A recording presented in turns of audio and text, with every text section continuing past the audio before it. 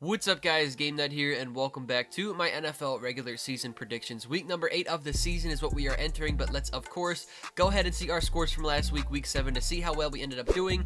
And as you guys are already seeing it, man, we finally had ourselves a nice bounce back week. After the last few weeks, we weren't doing so hot, man.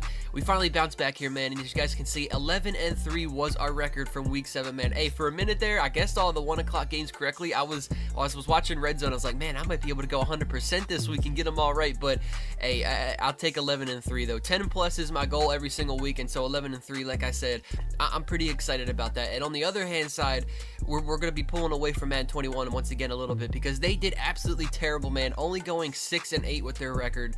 I was there though. I've been there. I know how it sucks to go 6-8, man, but hey, we went 11-3. I couldn't ask for much more than that. So hopefully with week number 8 here, man, we can continue that trend of getting at least 10 games guessed correctly. So jumping into our week 8 schedule, and of course for starters, our teams on a bye, we've got ourselves the Washington football team, Arizona Cardinals, Jacksonville Jaguars, and the Houston Texans, all not playing in games this weekend.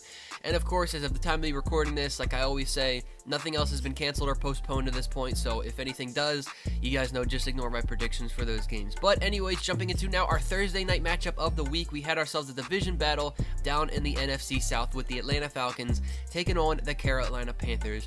And man, I feel like there's probably a couple of you guys out there that don't like the fact that I don't show proof for my Thursday night games like I used to last year. But can you guys really blame me if I'm guessing the games wrong, man? Am I lying about that? Yes, I ended up picking the Carolina Panthers for Thursday Night Football, man. Hey, I've been picking the Falcons all year. You guys know that, and obviously it just has not been their season. They've dropped plenty of games so far. And the Panthers, I really haven't been on their side either. And, you know, just as in recent weeks, I feel like I've been starting to take notice that Carolina, you know, they're decent. Teddy Bridgewater, he's not too bad. He's a solid QB. And honestly, if they had Christian McCaffrey and he wasn't injured, I would say that they're now 3-5 record. Honestly, it could be 5-3. I don't know. They probably would have beat the Falcons if they had, like, McCaffrey on the field and whatnot. But I don't know, man. I really thought the Panthers were going to be able to clutch it out because they seem like they're better. They got more riding on their season. The Falcons obviously aren't out of it now just yet, but I guessed it wrong, man. I really thought Carolina was going to come out on top, but hey, it's okay, man. We still can definitely get at least 10 games guessed correctly, even dropping Thursday night. So jumping on into our Sunday schedule now, first game on the list, we've got ourselves what should have been Sunday Night Football. But you know, the NFL is just absolutely amazing at being able to flex and postpone games and whatnot, and they really know that the football world was just dying to watch two teams with 2 wins and a third-string starting quarterback named DiNucci for your primetime game on Sunday, man. That was definitely the better choice over the 6-0 Steelers, 5-1 Ravens, one of the best division rivalries in the NFL. But, you know, it's okay, man. We'll settle for our 1 o'clock time slot, man. But anyways, you guys heard me say it. It is my team now. My Baltimore Ravens sitting at 5-1, coming off of our bye week, going to take on our division rival, the 6-0 Pittsburgh Steelers, man. I kind of am excited, though, because it's nice to see that both of us are doing really good again, and it's just like, whenever this happens, it's just the games are so much more interesting. Obviously, Pittsburgh and Baltimore, these 2 games are always good, but when the 2 teams have great records, the games are even better. So I'm excited, man. I cannot wait for this. I was talking to my buddy after we took that loss to the Chiefs, and I was like, you realize that once we play the Steelers, it's very possible they'll be undefeated and we still have just our 1 loss from the Chiefs. And fast forward to the future, here we are. It's exactly as I predicted, man. And I just cannot wait. If any of you guys are a part of this rivalry, you know that this week playing each other, it is just different. We hate each other, but we still respect each other at the same time, and I cannot wait for this game. It is going to be so good. I love playing against the Steelers, man, just because it's just such a fun football game. And I don't know, man, I'm excited. I think it's going to be low scoring. I honestly don't think that it's going to be high scoring. I think it'll be pretty defensive, but hey, man, I'm just hoping that my Ravens can come out on top and take down the Steelers and give them that first loss of the season. Next game up, we will now have ourselves the 5-2 Rams going to take on the 3-3 Miami Dolphins, who will now have their rookie quarterback Tua Tagovailoa starting for them. Hey, get off my back, okay? I still do not understand how the hell to say that guy's name, by the way. I'm just going to be calling him Tua, okay? But anyways, like I said, man, Tua is now going to be starting for the Dolphins, which, you know, I definitely expected to see that at some point during the season, but I just feel like it was at the most awkward time. Like, Ryan Fitzpatrick wasn't even playing that bad. Like, I could understand at some point once he was playing terrible at the end of the season that they would switch to Tua, but Fitzmagic wasn't doing all that bad, man. So I don't know, it's just kind of a very weird time for them to say, let's switch it up to Tua. But despite seeing the rookie getting the role now and taking over for the team, I still don't think that you can bet against a team like the Rams, where they've obviously, you know, they've got all of their pieces put together and whatnot, and they're coming out first game for the rookie, expecting them to beat a very good 5-2 Rams team. I just don't see it happening, man. So I'm going to have to be realistic here and just stick with Los Angeles. Next up, we've now got ourselves the still 0-7 winless New York Jets, man. The poor New York football going to take on the 6-1 Kansas City Chiefs. And who in the NFL decided to match these two teams up against this year? This is just almost unfair. This is like a high school team playing college football, okay? It's just, it doesn't make any sense, all right? Obviously, I don't think I have to explain myself as to why I'm picking Kansas City to win this game. But this just seems like this is going to be a 50-0 slaughterhouse, man. It's going to be bad. But anyways, the other, you know, story with this game obviously is Le'Veon Bell playing his old team, the Jets, now, which I hope that he does absolutely terrible. I hope he gets no yards, because he obviously just wants to put up a good game against his old team, and obviously he only joined the Chiefs because he's ring chasing at this point, and he just wants to get a free walk to the Super Bowl. But anyways, despite all that, we're still picking the Chiefs to win this game. A division matchup now. We've got ourselves in the NFC North with the Minnesota Vikings sitting at 1-5, man. Minnesota just having an off season, man. Don't know what's going on with those guys. They are going to take on their division rival, the Green Bay Packers, who sit opposite of them at 5-1. Obviously, this is the second time these guys are playing each other this year. Green Bay took game 1, and I feel like it's pretty obvious that Green Bay is going to take game 2, man. Usually in the past seasons, you guys know that the game between these two teams would always be pretty exciting, man. It would come down to the wire, be very close, but with the way that Minnesota has just been playing this year, and, you know, things haven't been going their way, obviously that's not going to be the case, and I don't think it was the case the first time these two teams played, and I think it's pretty safe to say that we could pick Green Bay to be coming out on top winning this game.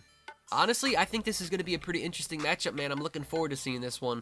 We've got ourselves now the Indianapolis Colts sitting at 4-2, going to take on the Detroit Lions, who have now pulled their season back around, sitting at 3-3, back at 500 on it this season. And like I said, man, I'm looking forward to this matchup. I think it's going to be pretty interesting. I feel like these teams are kind of similar in terms of skill level, and I feel like this is one of those where it's pretty much I'm flipping a coin and I'm picking who wins. I could honestly see the Colts or the Lions being the team that gets the win at the end of the game.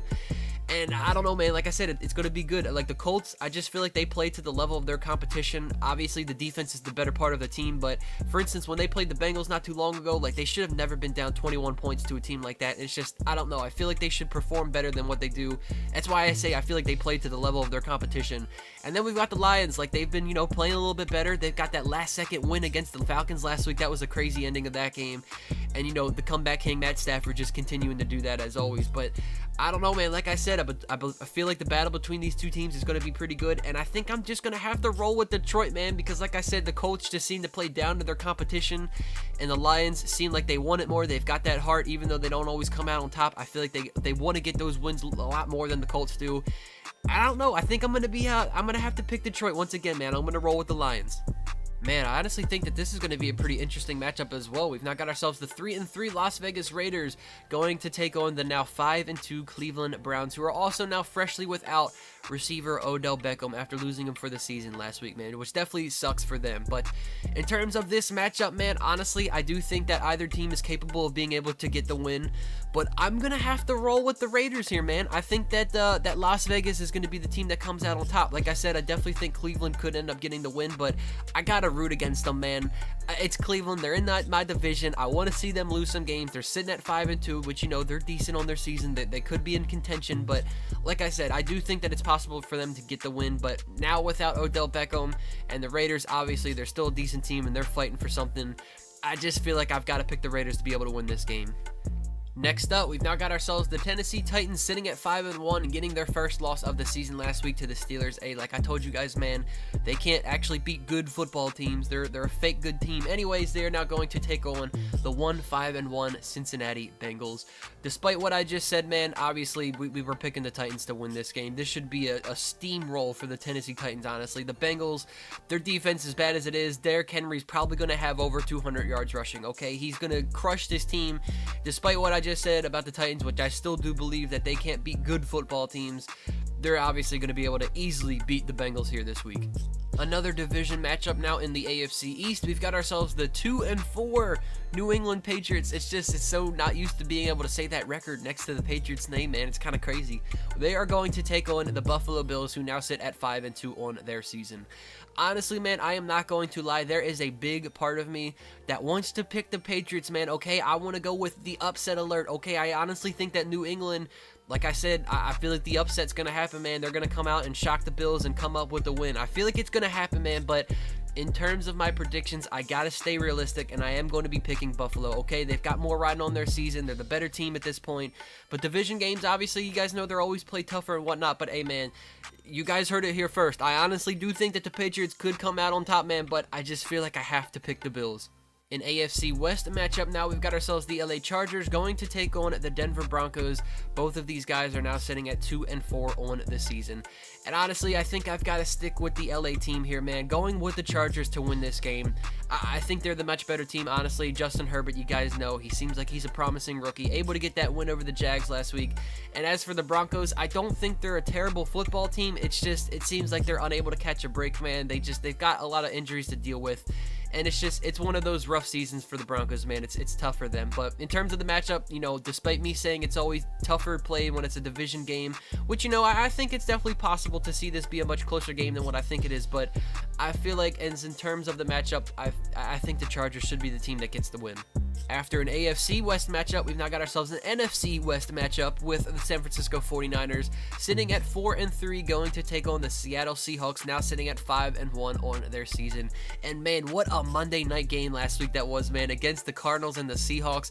I told you guys I could see the Cardinals coming out on top, man, and man, did they do it. What a crazy good game that turned out to be, man. Taking down the Seahawks, giving them their first loss of the season. And again, that is the same story here, man. Another division matchup for the Seahawks. You guys know, especially last year, the games between the Niners and the Seahawks were crazy good. So honestly, we could have another amazing matchup here watching this one. But like I said, division games, I very well could see the Niners managing to come out on top over the Seahawks. But Seattle is just still too good, man. They're still too dangerous. Russell Wilson is just incredible. And I still have to pick the better team here, man, and go with the Seahawks. Although I do still think, like I said, the 49ers could come out on top, man, because division games, they're just different. Next up, the New Orleans Saints, now sitting at 4-2, which I told you guys this, man. For some reason, the Saints every year, they like to lose 2 games at the start of the season, and then they win the rest. So far, they are on that track, and I don't understand why they always do it, but they do. They, this week, however, are going to take on the 5-2 Chicago Bears, which, as I said before, man, I still feel like they are a fake football team, man. They, like, that 5-2 record does not show how good they are, or should I say how not good they are, man, because 5-2 just, it doesn't matter. Man, with the way that you watch the Chicago Bears perform, man, it's just incredible to see that they have 5 wins on the season at this point. Obviously, we will be going with the Saints to win this game. I feel like New Orleans, honestly, should not have a problem being able to come out on top. If they do, then I'm just going to have all sorts of question marks floating around my brain. But anyways, like I said, man, New Orleans Saints, they're this obviously much better football team in this game, so I've got to be going with Drew Brees and his Saints. And now we have come to that point where we are once again talking about Sunday Night Football. Just an absolutely thrilling game of the year matchup we've got here, fellas. 2-5 Cowboys taking on the 2-4-1 Philadelphia Eagles. Man, I just cannot wait to watch some guy named DiNucci going and taking on Carson Wentz, W-I-N-T-Z. It's going to be a thrilling game, man, no doubt. Obviously, okay, jokes aside, I'm still going to be picking the Eagles to win this game, man, because you guys know the Cowboys, their season, it is done, man, set in stone. Now on the 3rd-string quarterback, the Cowboys just look terrible. I mean, you guys know that their defense, even with Dak Prescott, was just absolutely god-awful. And, I mean, they're done for. I mean, you just have to put it as simple as that. Obviously, the Eagles still aren't as good of a football team themselves, but in this situation, prime time, some dude named DiNucci, obviously, I think the Eagles should easily be able to come out on top of this game. And finally, last but not least, we have ourselves Monday Night Football, the 5-2 Tampa Bay Buccaneers going to take on the 1-6 Daniel Jones New York Giants, man. Obviously, for this matchup, we are going to be picking the Buccaneers, man. Like I said, go back to week 1 when I said, as the season continues to go on, Tom Brady, as he gets more experience and he gets more comfortable playing in the Bucs offense, they are just going to get better and better. And we are seeing that happen right before our eyes, man. I mean, the Bucs putting up 40 points, I believe, in back-to-back weeks. They're just playing good, man. They're getting better and better, as I said. And obviously, this is no difference here, man. They're playing a not-so-good team here with the Giants. Obviously, we know that New York is the kryptonite for Tom Brady, but I feel like times have changed. I don't see it possible for the New York Giants being able to come out on top and being able to beat this Buccaneers team. And that is going to do it now for our Week 8 predictions, man. I hope all of you guys did enjoy it. Honestly, I feel like we've got ourselves a great schedule this week, man. A bunch of fantastic games. Looking forward to seeing them. And I feel like this is going to be a little bit of a, I wouldn't say rough week, but I'm nervous about it, man. Last week I was confident and, I went 11-3. I just feel like this week, I don't know, we're going to have some interesting outcomes of some games. So I don't know what to expect here, man. But anyways, man, like I did say, I hope all of you guys enjoyed, man. Enjoy this week of football. I can't wait to watch my Ravens and Steelers, man. Make sure you guys watch that game because that's definitely going to be game of the week. But anyways, you guys, like I said, I hope you all enjoyed. If you did, be sure to put a thumbs up on the video. Subscribe to the channel if you guys are new, and I will catch you all in the next one. Take it easy, guys. Peace out.